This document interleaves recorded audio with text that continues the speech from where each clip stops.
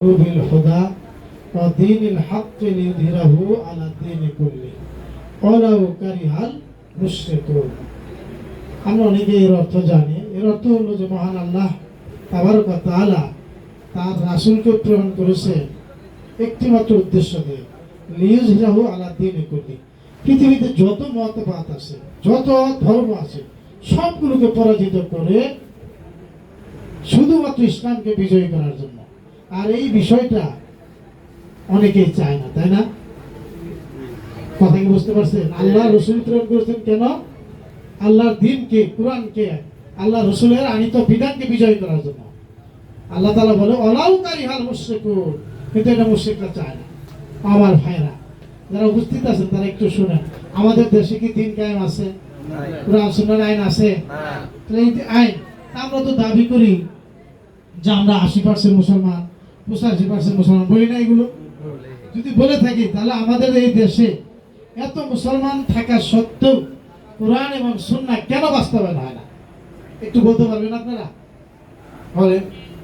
তার মানে এই দেশে যারা রাজনীতি করে, ক্ষমতায় যায়, ক্ষমতায় গিয়েছিল, ক্ষমতায় আছে, তারা কিন্তু কোরআন হাদিস অনুযায়ী দেশ চলুক এটা চায় না। প্রিয় ভাইরা, প্রমাণ মদ, যেটা ভাই বলেছে, মদ কি ভালো না খারাপ? এদেশে মদ আছে না নাই? এই মদের ব্যবসা কারা করে? তারাই চায় না এই দেশে ইসলাম কায়েম হোক, কোরআন হাদিসের আইন কায়েম হোক। নাকি আপনারা চান না মদের ব্যবসা বন্ধ হোক? আপনারা যদি চান মদের ব্যবসা বন্ধ হোক, গাঁজার ব্যবসা বন্ধ হোক, হেরোইনের ব্যবসা বন্ধ হোক, তাহলে কেন বন্ধ হয় না?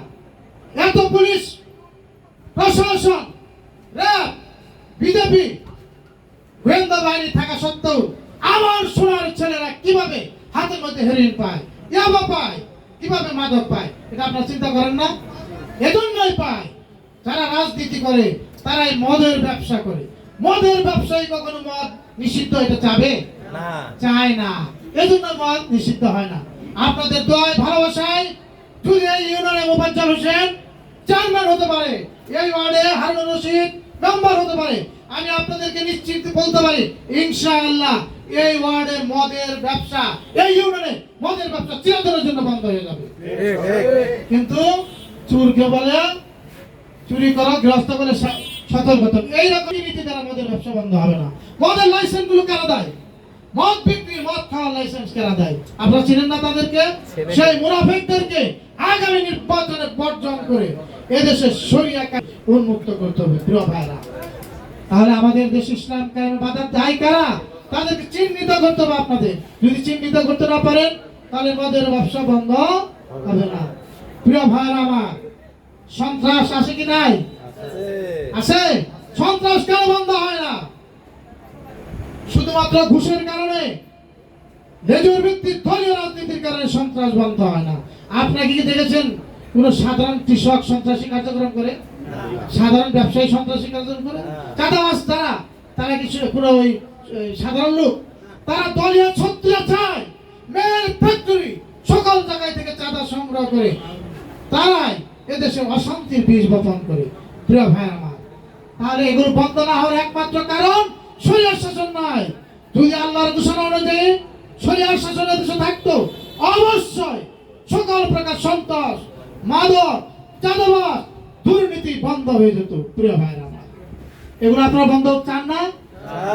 প্রিয় ভাইরা আমার, বাংলাদেশ জামাত ইসলামী এমন একটি সমাজ, এমন একটি দেশ কায়েম করতে চায় যেখানে শক্তিশালীরা দুর্বল উপর জুলুম করতে পারবে না। তাদের এই জুলুমের হাত থেকে ভেঙে দেওয়া হবে। পরের সম্পদ, পরের জমি দখল করার জন্য মাস্তানি যারা করতে আসবে, বাংলাদেশ জামাত ইসলামী ক্ষমতায় থাকলে তাদেরকে নির্মমভাবে প্রতিহত করবে।